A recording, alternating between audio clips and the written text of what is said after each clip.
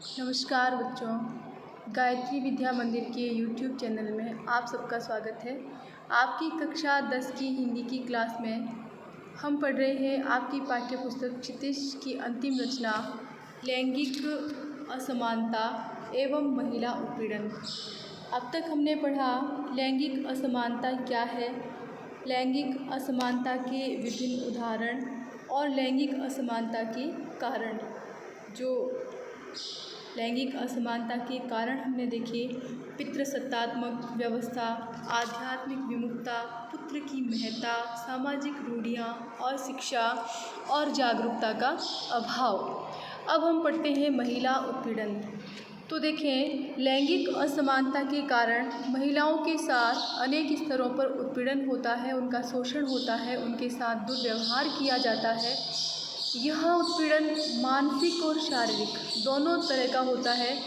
भारत देश में महिला उत्पीड़न का बढ़ता दायरा एक चिंता का विषय है। इस उत्पीड़न के अनेक रूप हैं, यानी कि अनेक स्तरों पर यह उत्पीड़न होता है। तो देखें किस किस रूप में, किस किस स्तर पर, किस प्रकार महिलाओं का उत्पीड़न होता है। तो सबसे पहले हम बात करें पारिवारिक स्तर की। तो जन्म से पूर्व ही लड़का होने की उम्मीद करना, कोई लड़की होने की उम्मीद नहीं करता, लड़का होने की उम्मीद सब करते हैं। कन्या भ्रूण हत्या करना, कन्याओं को गर्भ में ही मार देना, घरेलू हिंसा करना, घर में भी महिलाओं के साथ हिंसात्मक व्यवहार करना, दहेज लेना या देना, शिक्षा को लेकर बालक और बालिका में भेद करना, बालकों को बालिकाओं की तुलना में अधिक पौष्टिक आहार देना, ये सब महिला उत्पीड़न है। इसके अतिरिक्त परिवार में बालक बालिकाओं के लिए अलग अलग निर्धारित कार्य, लड़के के लिए यह कार्य होगा, लड़की यह काम करेगी, ये सब बातें महिलाओं को, लड़कियों को मानसिक अवसाद की तरफ ले जाते हैं, यानी कि तनावग्रस्त कर देती है। हम ऐसे समाज की कल्पना क्यों नहीं कर सकते जहाँ महिला पुरुष के मध्य कार्य का बंटवारा ना हो, हर कार्य हर किसी के लिए हो। सामाजिक स्तर पर देखें तो समाज में भी कई स्तरों पर महिलाओं के साथ उत्पीड़न किया जाता है।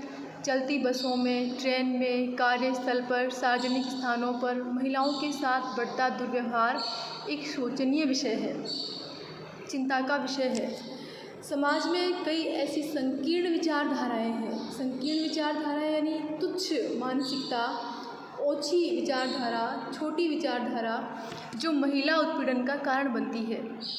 जैसे देखें, वंश लड़के से चलता है, यह एक विचारधारा है। संकीर्ण विचारधारा है कि लड़के से वंश चलता है। मुखाग्नि लड़का या पौत्र ही देगा, बेटा या पोता ही मुखाग्नि देगा मरने के बाद। यह सोच कन्या भ्रूण हत्या को बढ़ावा देती है, घरेलू हिंसा को जन्म देती है। पितृसत्तात्मक संस्कृति, हमारी संस्कृति जो है वो पितृसत्तात्मक है, यानी कि परिवार, पिता प्रधान परिवार है।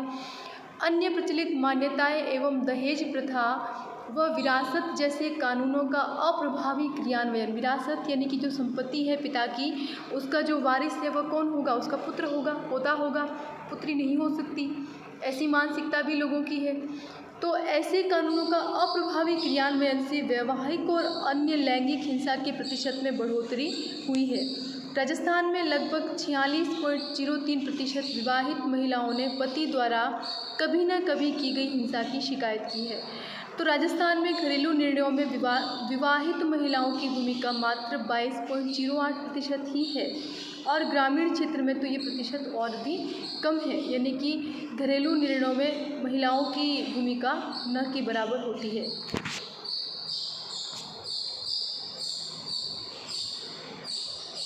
समाज द्वारा निर्धारित मानदंड जो स्त्री और पुरुष को अलग अलग करते हैं, वही मानदंड महिलाओं को उत्पीड़ित भी करते हैं। जो ये मानते हैं कि महिलाएं देर रात तक घर से बाहर नहीं रह सकती, अपनी पसंद के कपड़े नहीं पहन सकती, बेबाक होकर अपनी बात नहीं बोल सकती, यानी बिल्कुल खुलकर अपने मन की भावना प्रकट नहीं कर सकती, वही मानदंड यह क्यों नहीं तय करते कि प्रत्येक पुरुष अपनी माँ, बहन, बेटी, पत्नी का ही नहीं, अपितु समाज में रहने वाली प्रत्येक महिला का सम्मान करे। और यदि वह सम्मान नहीं करते हैं तो अपराध होने से पहले समाज उसे दंडित करे। ऐसा भी तो होना चाहिए, ऐसा मानदंड भी तो तय होना चाहिए। जो समाज महिलाओं के लिए मानदंड तय करता है, उसके उठने बैठने के तरीके तय करता है, पहनने ओढ़ने के बोलने के सब कुछ मानदंड तय करता है, वही समाज प्रत्येक पुरुष के लिए ये मानदंड तय क्यों नहीं करता कि अपनी बहन, बेटी, माँ, पत्नी और उनके साथ साथ समाज में रहने वाली प्रत्येक महिला का सम्मान वह करे। ऐसा मानदंड भी उनके लिए तय होना चाहिए। आर्थिक स्तर पर बात करें हम, तो आज हम पूरे दम्भ के साथ कहते हैं, दम्भ यानी अहंकार पूर्वक, कि महिलाएं विकसित हो रही है, शिक्षित हो रही है, आर्थिक रूप से मजबूत हो रही है। क्या हम उसी दम्भ के साथ यह भी कह सकते हैं कि महिलाएं अपने कार्यस्थल पर पूर्ण सुरक्षित है, जहां वो काम करती है? महिलाएं, कार्यकारी महिलाएं, वर्किंग वुमेन जिसे बोलते हैं, जिनका जो वर्किंग प्लेस है, जहाँ पर जो उनका कार्यस्थल है, जहाँ वो काम करती है, नौकरी करती है, क्या हम पूरे अधिकार के साथ, पूरे अहंकार के साथ हम ये कह सकते हैं कि वो वहाँ सुरक्षित है पूरी तरह से? शायद नहीं कह सकते हैं। अनपढ़ महिला हो या पढ़ी लिखी, हर महिला किसी न किसी स्तर पर उत्पीड़न का शिकार हो रही है। मजदूरी एवं अनेक आर्थिक कार्य करने वाली महिलाओं के विषय में बात करें तो समान कार्य के लिए उन्हें पुरुष के समान वेतन नहीं देना। एक स्त्री और एक पुरुष दोनों समान कार्य कर रहे हैं, किंतु पुरुष को उस स्त्री से अधिक वेतन देना। मजदूरी एवं अनेक आर्थिक कार्य करने वाली महिलाओं के विषय में कि समान कार्य के लिए उन्हें पुरुष के समान वेतन नहीं देना। कार्यस्थल पर महिलाओं के साथ अश्लील बातें करना, अश्लील हरकतें करना या किसी कार्य को महिला के लिए असंभव बताकर उनकी बेइज्जती करना, ये सब क्या है? ये सब महिला उत्पीड़न के भीतर आते हैं। परिवार के सारे आर्थिक मसले यानी मुद्दे, मामले पर पुरुष का एकाधिकार होना भी महिलाओं का शोषण है, जो उन्हें अवसाद और लाचारी की ओर धकेलता है। फिर देखें तकनीकी स्तर पर, तो बढ़ती तकनीकी ने महिलाओं को सुरक्षित करने के बजाय असुरक्षित और पीड़ित ही ज़्यादा किया है। अपरिचित मोबाइल नंबर से महिलाओं के साथ चैटिंग कर अश्लील बातें करना, अश्लील संदेश भेजना, किसी की अश्लील क्लिपिंग बनाकर ब्लैकमेल करना आदि ऐसे खतरनाक कार्य है जो महिलाओं को मानसिक रूप से व्यथित यानी दुखी करके आत्महत्या तक करने के लिए मजबूर कर देते हैं। हर हाथ रोजगार के बजाय हर हाथ मोबाइल ने युवा सोच को दूषित कर दिया है, मैला कर दिया है, कुविचार भर दिए हैं उसके भीतर। इंटरनेट पर आसानी से उपलब्ध अश्लील सामग्री ने काम वासना को बढ़ाकर बलात्कार जैसे जघन्य अपराधों को बढ़ावा दिया है। अब देखिए, ये तो थे महिला उत्पीड़न के तरीके, स्तर, क्षेत्र कि किस किस क्षेत्र में किस किस प्रकार से महिलाओं के साथ दुर्व्यवहार होता है। अब देखिए, उस दुर्व्यवहार को, उस उत्पीड़न को रोकने के क्या उपाय बताए हैं। तो सबसे पहला तो जो उपाय है वो है नैतिक शिक्षा। महिला उत्पीड़न को रोकने के लिए छात्र छात्राओं को नैतिक शिक्षा देकर उनके जीवन मूल्यों को संगठित करना होगा, ताकि उनकी ऊर्जा को सही दिशा मिले और वे अपराधी बनने से बचें और अपनी ऊर्जा का सदुपयोग करें। वे नारी सम्मान की शिक्षा उन्हें लगभग 4 वर्ष की उम्र से ही किस्से कहानी के रूप में परिवार और विद्यालय में दी जानी चाहिए। फिर देखें यौन शिक्षा। नैतिक शिक्षा के साथ साथ स्वस्थ यौन शिक्षा भी परिवार व विद्यालय को दी जानी चाहिए, ताकि किशोरावस्था में हार्मोनल परिवर्तन के कारण आए बदलाव को छात्र छात्राएं समझ सकें। उनमें जो हार्मोन्स के कारण जो परिवर्तन आते हैं उनके शरीर में, उनके मन में, उनके शरीर में जो परिवर्तन आते हैं, भौतिक और मानसिक परिवर्तन, उनको वे समझ सकें और सकारात्मक रूप से इन बदलावों के प्रति सहज रहते हुए एक दूसरे के उत्पीड़न को रोक सकें। फिर बात करते हैं हम शिक्षा की। तो शिक्षा एक महत्वपूर्ण कारक है जिसके द्वारा महिला उत्पीड़न को कम किया जा सकता है। महिला व पुरुष को समान अधिकार के अवसर उपलब्ध हो, क्योंकि शिक्षित नारी में आत्मविश्वास का स्तर ऊंचा होता है। शिक्षित नारी आर्थिक रूप से मजबूत होकर दहेज प्रथा, कन्या भ्रूण हत्या, घरेलू हिंसा जैसे उत्पीड़न को रोक सकती है। फिर देखें संवैधानिक शिक्षा, तो हमारे संविधान में महिला उत्पीड़न रोकने के लिए कई प्रावधान हैं, परंतु अनपढ़ महिला की तो बात छोड़िए, एक पढ़ी लिखी महिला को भी इन प्रावधानों की सही जानकारी नहीं है। सार्वजनिक रूप से सेमिनार आदि आयोजित कर महिला व पुरुष दोनों को इन प्रावधानों से परिचित कराया जाना चाहिए, ताकि महिला वर्ग में जागरूकता आए एवं पुरुष वर्ग में महिला उत्पीड़न के प्रति डर पैदा हो। फिर बात करते हैं महिला सशक्तिकरण की। तो महिलाओं को मात्र आर्थिक रूप से सशक्त बनाना महिला सशक्तिकरण नहीं है, अपितु बचपन से उन्हें पौष्टिक आहार देना, आत्मविश्वास बढ़ाना, आत्मरक्षा सिखाना, शारीरिक और मानसिक रूप से उन्हें हष्टपुष्ट बनाना भी महिला सशक्तिकरण है। भारत की प्रत्येक महिला को, फिर चाहे किसी भी जाति, संवर्ग या स्तर की क्यों न हो, शारीरिक और मानसिक रूप से इतना मजबूत बनाया जाए कि किसी भी स्तर पर हो रहे महिला उत्पीड़न का वह मुंह तोड़ जवाब दे सके। सामाजिक मान्यताओं में बदलाव, समाज में जो मान्यताएं व्याप्त है उनमें बदलाव भी अति आवश्यक है। महिला उत्पीड़न को रोकने के लिए, उसे नियंत्रित करने के लिए, महिला उत्पीड़न को यदि जड़ से खत्म करना है तो कुछ सामाजिक मान्यताओं में बदलाव लाना ही होगा।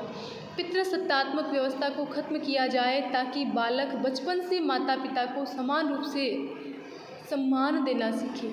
नहीं तो बालक जो है वो पिता को अधिक सम्मान देता है और माता को नहीं दे पाता। इसका कारण ये कि बचपन से ही उसमें संस्कार पड़ जाते हैं कि पिता जो है वही सर्वे सर्वा है, वंश लड़के से चलता है, मुखाग्नि लड़का ही देता है। दहेज प्रथा आदि मान्यताओं को यदि समूल खत्म कर दिया जाए, जड़ से मिटा दिया जाए, तो कन्या भ्रूण हत्या, घरेलू हिंसा जैसे उत्पीड़न को रोका जा सकता है। लड़की को पराया धन मानने की मान्यता यदि समाप्त हो जाएगी तो माता पिता, बालक बालिका दोनों की शिक्षा, भोजन, विवाह आदि पर समान रूप से अपने दायित्वों का निर्वहन कर सकेंगे, जो महिला उत्पीड़न को रोकने में कारगर सिद्ध होगा। अब देखिए किशोरावस्था के जो बालक बालिकाएं हैं उनके क्या दायित्व हैं। तो देखिए छात्र छात्राएं एक दूसरे का सम्मान करें। यदि किसी छात्रा के साथ घर में, समाज में या विद्यालय में यौन उत्पीड़न या हिंसा हो रही है तो वह चुप न रहे, बल्कि जब भी अवसर मिले अपनी बात निडर होकर कहे। छात्र छात्राएं यदि घर में, आस पड़ोस में, रास्ते में, विद्यालय में किसी भी महिला के साथ अनुचित व्यवहार होता दिखे तो खुलकर उसका विरोध करें। यानी कि जो एक किशोर बालक या बालिका है उसके क्या दायित्व बनते हैं, उसके क्या कर्तव्य बनते हैं, उनके विषय में बताया जा रहा है। हार्मोन्स परिवर्तन के कारण आए शारीरिक बदलाव को समझें। कुछ असहज महसूस हो तो अपने माता पिता या गुरुजनों से बात करें और अपनी उत्सुकता को स्वस्थ रूप से संतुष्ट करें। इंटरनेट का उपयोग अश्लील सामग्री देखने के लिए कतई ना करें। यदि किसी छात्रा के साथ घर, परिवार या समाज या और कहीं कुछ अनुचित हो रहा है तो उसका मजाक न बनाएं, बल्कि पूरी कक्षा साथ मिलकर उसके लिए सुरक्षा घेरा बनाएं, उसे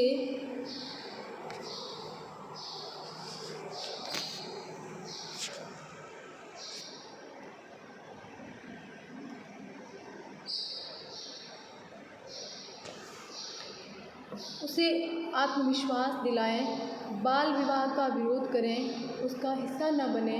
शपथ लें कि हम आज से, इसी क्षण से घर, आस पड़ोस, समाज की प्रत्येक महिला, चाहे वह किसी भी आयु, जाति या वर्ग की हो, हम सम्मान करेंगे। न स्वयं उसका किसी रूप में अपमान करेंगे और न किसी को करने देंगे। महिलाओं के प्रति न तो स्वयं अश्लील टिप्पणी करें, न ही किसी प्रकार की टिप्पणी करने वाले व्यक्तियों को प्रोत्साहित करें। प्रत्येक विद्यालय में गरिमा पेटिका को अवश्य रखा जाए, जिसमें विद्यालय की कोई भी बालिका अथवा महिला शिक्षक, महिला कर्मचारी अपने साथ किसी भी प्रकार की लैंगिक उत्पीड़न की शिकायत कर सकें और इस पर निर्धारित कमेटी द्वारा उचित कार्यवाही की जा सके। छात्र छात्राओं को लैंगिक असमानता व महिला उत्पीड़न को दंडनीय अपराध संविधान व विधि द्वारा माना गया है। इसके बारे में विभिन्न शक्तियों